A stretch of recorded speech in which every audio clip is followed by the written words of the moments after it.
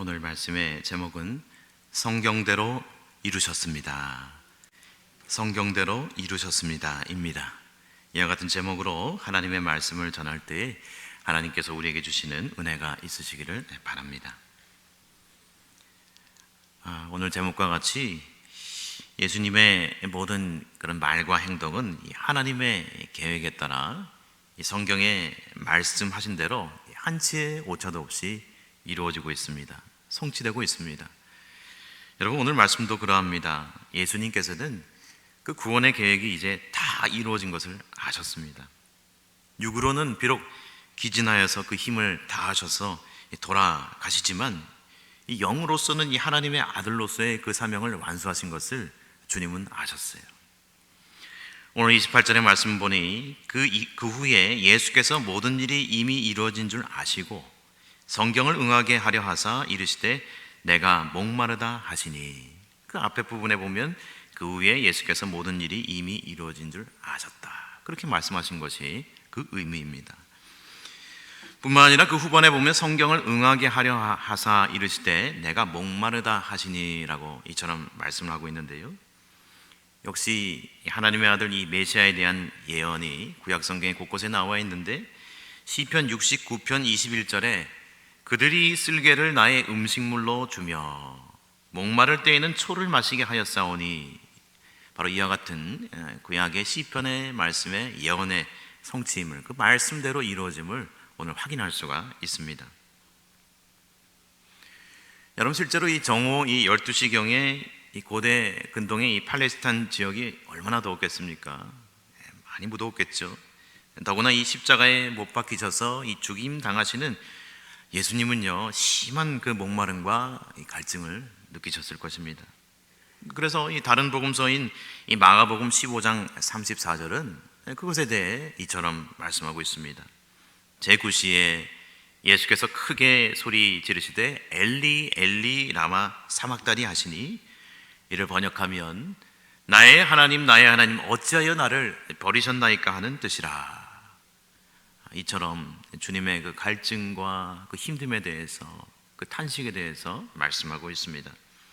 인간으로 오신 예수님, 그 주님의 인성이 그대로 고스란히 드러나고 묻어나는 그런 외침인 것입니다. 오늘 목마름도 그렇고요. 29절의 말씀입니다. 거기 신 포도주가 가득히 담긴 그릇이 있는지라 사람들이 신 포도주를 적신 해면을 우술초에 매어 예수의 입에 대니라고 말씀을 하고 있습니다. 여러분, 여기 음료가 나오지 않습니까? 이 신 포도주는 이 당시 로마 군인들이 십자가에 달린 이 죄수가 죽기를 기다리면서, 그 형이 끝나는 것을 기다리면서 군인들 자신들의 이 갈증을 해소하기에 마셨던 그런 음료입니다. 그것이 바로 신 포도주인데 물을 섞은 아주 값싼 싸구려 포도주였습니다. 이것을 군인들이 자신만 마시는 것이 아니라 예수님의 입에 그 해면을, 즉 우술초, 이 우술초는 여기서 이 갈대예요. 이 갈대에 메어서 예수님의 입에 그것을 마실 수 있도록 이렇게 올려주는, 그 입에 대게 하는 그런 장면입니다.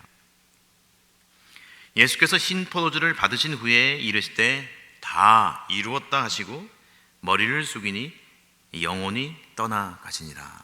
그 신 포도주를 받으시고요, 그리고 뭐라 말씀하셨습니까? 다 이뤘다, 이렇게 말씀하세요. 여러분, 이 세상의 종교, 특별히 불교와 같은 그런 종교는요, 자신을 수양합니다. 그리고 노력을 합니다. 공로를 의지합니다. 부처도 죽는 순간에 끊임없이 노력해라, 수양해라, 그와 같은 말을 남겼다고 해요. 그러나 그와는 정반대로 하나님의 아들 예수 그리스도께서는 그 죽음의 순간에 다 이루셨다, 그렇게 말씀하셨어요. 전혀 다른 거예요. 이것이 이 세상의 종교와 기독교와의 큰 차이입니다. 그래서 기독교는 은혜의 종교입니다. 주님이 다 이루셨어요. 그 은혜를 우리가 받는 거예요. 이 의미는 하나님의 그 아들 예수 그리스도를 통해서 이루시고자 하는 계획이 다 이루어졌다는 것입니다. 또한 이 말씀은 다른 표현으로 한다면 다 지불했다, 그런 표현이에요. 채무가 있는데 그것을 다 누가 대신 지불했다, 그런 뜻입니다. 즉 예수님께서는 우리의 죄값을 다 지불하신 것을 여러분 믿으시길 바랍니다. 다 지불했다는 거예요. 그것을 위해 이 땅에서 오셨고 십자가상에서 그 죄값을 지불하셨습니다. 다시 말해서 지불 완료입니다. 할렐루야. 오늘 연하여 31절입니다. 이날은 준비일이라 유대인들은 그 안식일이 큰 날이므로 그 안식일에 시체들을 십자가에 두지 아니하려 하여 빌라도에게 그들의 다리를 꺾어 시체를 치워달라 하니라고 말씀을 하고 있습니다. 여러분, 당시 시신을 이 밤새 방치하는 것은 율법에 어긋난 그러한 행위였습니다. 또한 금요일 일몰 후에 이 안식일이 시작된 이후에 일하는 것도 역시 율법에 어긋난 행위였습니다. 일이었습니다. 이 다급해진 이들은 빌라도에게 말합니다. 예수님의 다리를 꺾어서 그 시신을 처리하기를 청하게 된 것입니다. 이 빌라도는 이례적으로 이 청을 들어줍니다. 32절의 말씀입니다.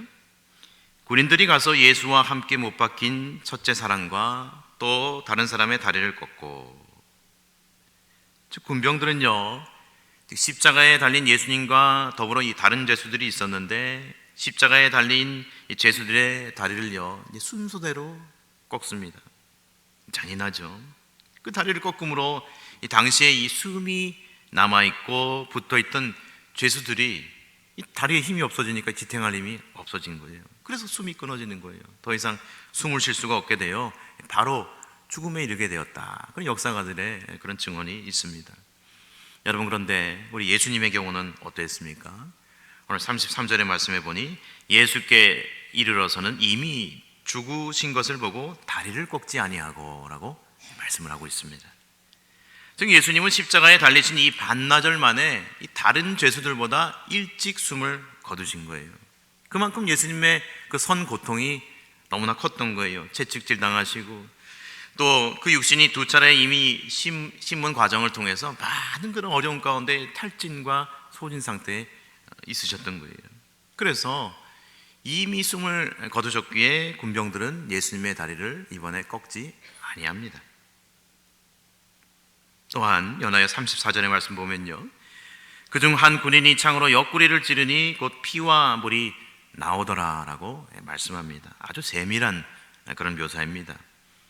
요한이 이처럼 정확히 옆구리에서 물과 피가 나오는다고 이렇게 말씀하는데, 이 말씀의 피는 마태복음 26장 28절에 이것은 죄사함을 얻게 하려고 많은 사람을 위하여 흘리는 바 나의 피 곧 언약의 피니라라는 그런 말씀을 떠올리게 되고 그 말씀의 성취로 또한 보여집니다.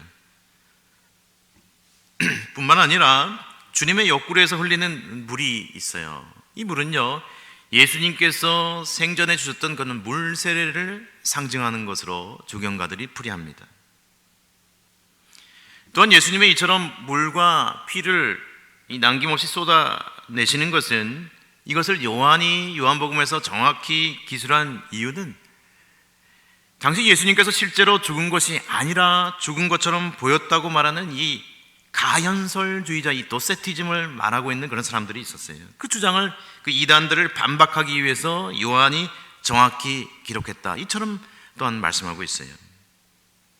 여러분, 그 어느 것이든지 간에 우리는 예수님께서 이 땅에서 참 인간과 참 신으로 오셨음을 확인할 수가 있는 것입니다.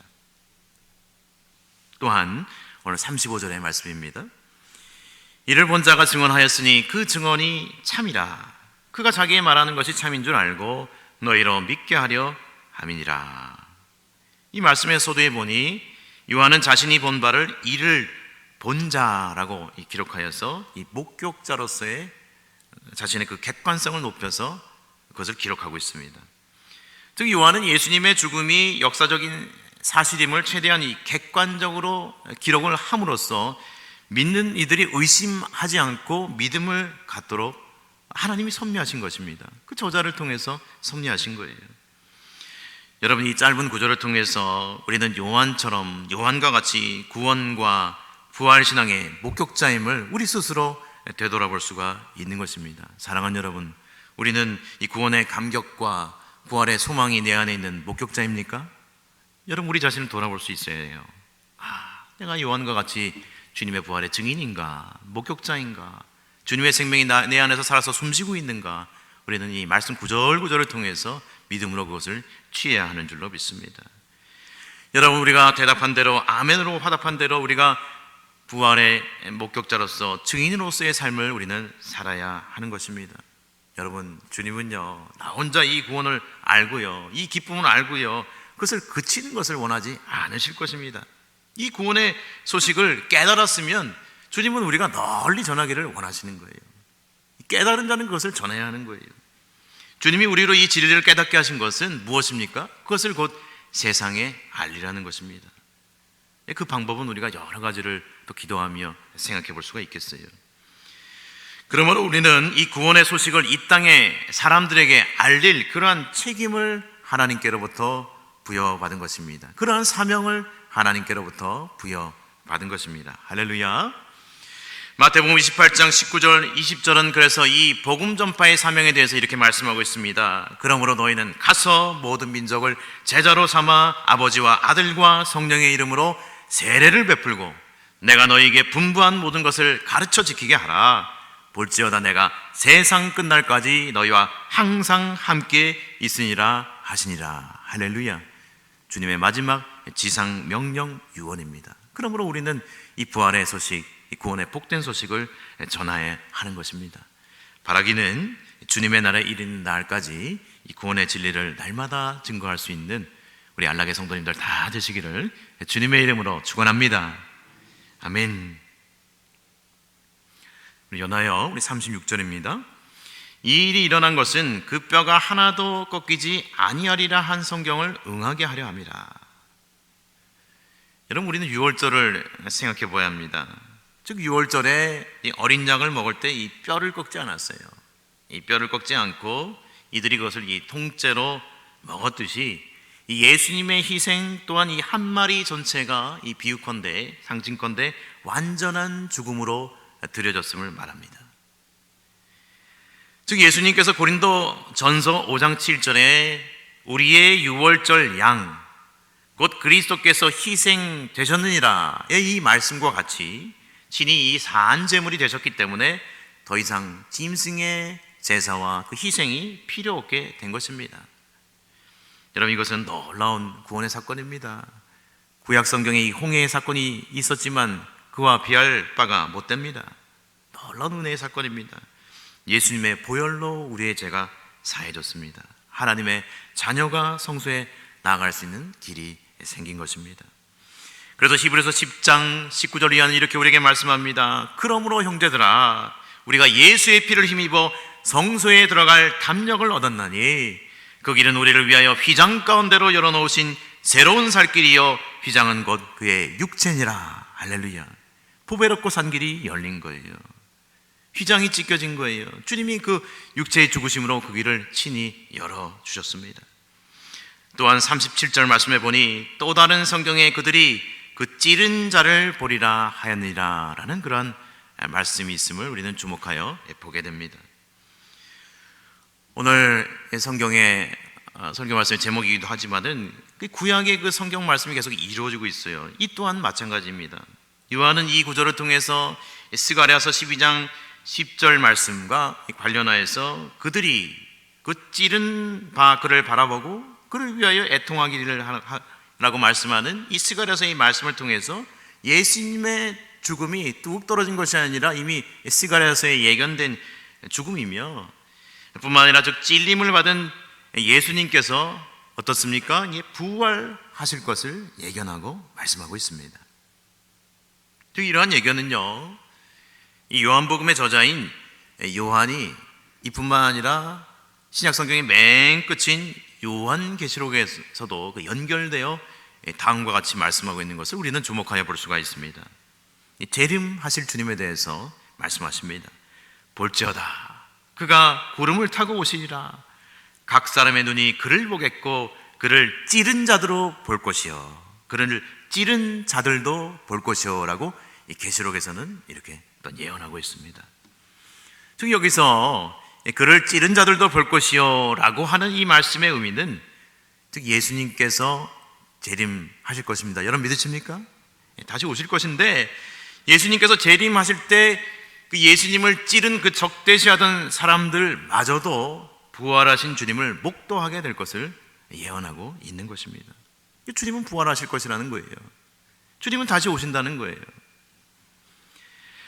즉 요한은 이 요한복음을 이 초대교인이 읽을 때 요한의 의도가 있습니다. 첫 번째는 무엇입니까? 즉 예수님의 죽음을 과거의 메시아에 대한 그 예언된 사실의 그런 성취로서, 그 약속의 성취로서, 오늘 그 말씀의 성취로서 이 꾸준히 강조를 하고 있습니다.